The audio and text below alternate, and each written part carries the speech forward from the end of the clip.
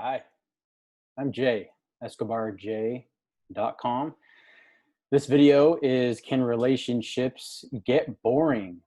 And I've done 4 other videos on this topic so far. So if you haven't checked out the first 4, links are in the description. So click those, check them out. Make sure you watch those first because today's video, especially today's video, it's very important that you watch the first 4 because this video, today's topic, we're talking about the wrong partner. And really, this only applies to a very, very, very small group of people. And so if you haven't watched the first video, I don't want you to get misinformed that I'm telling you that maybe you got the wrong partner, you should be looking to somebody else when you haven't applied the things that I've taught in the other videos. So make sure you go check those out first. Again, links in the description. Now, today, again, we're talking about wrong partners. So there are situations out there where all the techniques and strategies that I've been teaching you over the last 4 videos don't apply. And if you're in this kind of relationship, first off, I feel for you, where you've tried just about everything to get that spark back and nothing seems to work, maybe time to move on. It may be time to look for a new partner.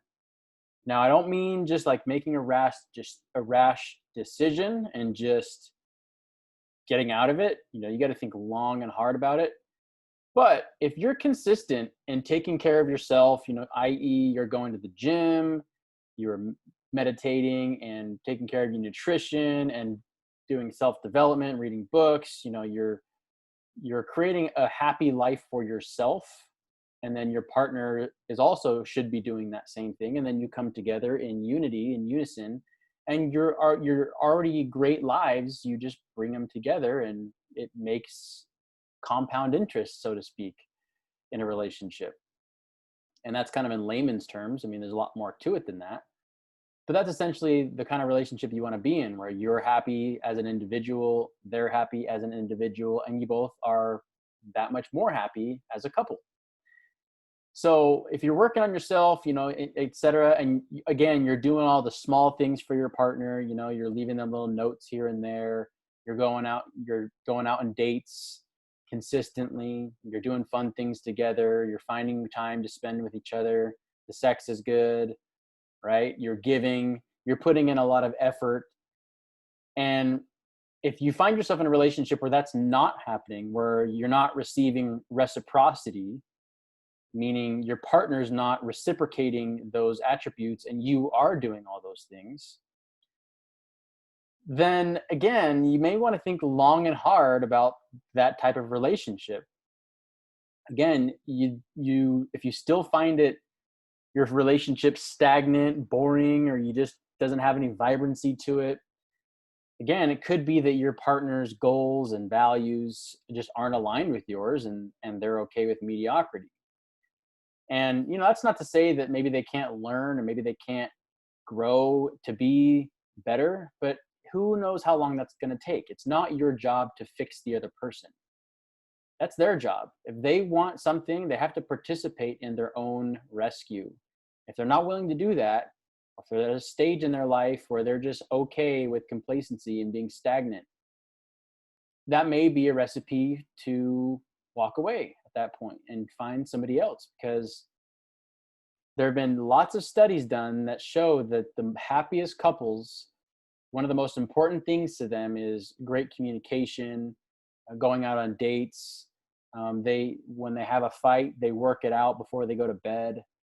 And those types of attributes, that requires reciprocity. That requires effort on both people's part.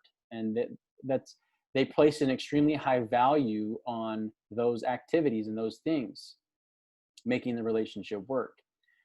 So if you're in that situation, though, you got to ask yourself a simple question. Am I willing to accept and put up with this for the next 5, 10, 20, 50 years, or for the rest of your life even? And if the answer to that question is no, then you need to think long and hard about your relationship and seriously consider finding somebody else whose goals, values, interests are aligned with your own, because it's going to make your life that much easier, and the relationship will be effortless. And that's the whole goal. That's the whole point. It should be effortless. You should want to spend time with this person, even in a long-term relationship. You should always be wanting to know new things and discovering new things and doing new things with your partner. And again, I want to emphasize and very, very emphasize that this is a very small group of people that I'm talking to here. You may feel like you're in this situation, but 90 to 95% of the people who are watching this video or who are in these types of relationships that are boring, 90 to 95% of them can fix them by focusing on the things that I've been teaching you, like getting yourself into shape, going to the gym, eating right, getting proper sleep, personal development, listening to books and audiobooks, meditation, focusing on yourself first, and then focusing on the relationship, because you can't take care of anybody else if you haven't taken care of yourself first. And then also focusing on giving to your partner. Assuming those things are handled, you're taking care of yourself, you're making good money, you're focusing on your purpose. After that, then it's about focusing on giving to your partner. You go to a relationship to give.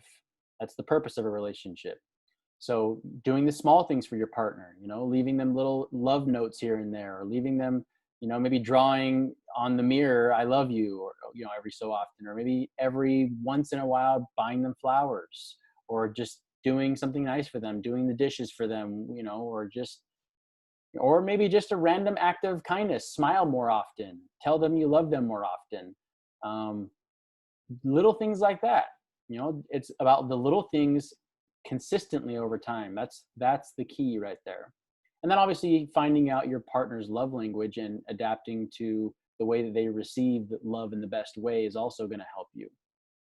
But like I said, if you're in a boring or if you think it's a boring relationship, 90 to 95% of people and couples out there can fix their boring relationship by applying the things that I've been telling you, teaching you about. First and foremost. But the 5%, 10% that are out there that are doing all these things and they're just not receiving that reciprocity, again, it may be just time to move on, because most things that I've been teaching you can be fixed with these simple strategies that I've been talking about and teaching you about in my previous videos. That being said, I hope you enjoyed this series of videos. If you have any questions, the quickest way to reach me and get my help is to book a coaching session on my website, escobarj.com, if you'd like me to listen to your situation, your story. You can also email me there as well on escobarj.com. And at the very least, do me a favor and share this video with any of your friends and family on any social media platform, on Facebook, Twitter, Instagram, anything like that, because my purpose is to help as many people out there as possible in relationships, help people self-actualize, to grow through my experience and what I've learned. And so by you sharing this video, it helps me get the word out, and it helps maybe somebody could benefit from a message like this. That being said, I hope you're always learning, always growing, and always pushing forward. And I'll see you in the next one. Take care.